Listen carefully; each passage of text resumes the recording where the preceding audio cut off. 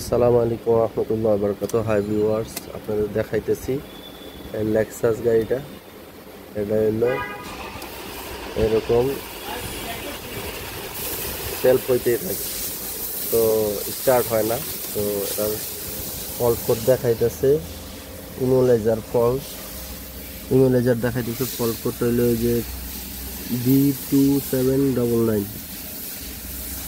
ঠিক আছে, ইমোলাইজার ফল্ট দেখাইতেছে। তো আমরা এখন এটা আসলে এই ফল্টটা দেখে আমরা সার্চ করলাম, দেখলাম যে ইমোলাইজারের সমস্যা দেখা দিয়েছে। এই যে এখানে সিকিউরিটি লেখা একটা বাল্ব দেখতে পাইতেছেন। আসলে এর মেনলি ইমোলাইজারের সাথে এই বাল্বের সম্পর্ক আছে। যখন আমরা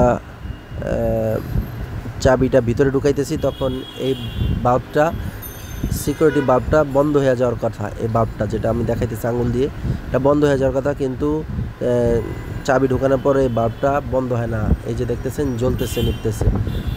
এটাই মেনলি প্রবলেম। তো আমরা স্ক্যানার যখন ঢুকালাম, স্ক্যানার দিয়ে চেক করলাম, তখন ইমোলাইজার সিস্টেমে ফল্ট দেখাইতেছে। আসলে মেনলি সমস্যা ছিল চাবিটার ভিতরে।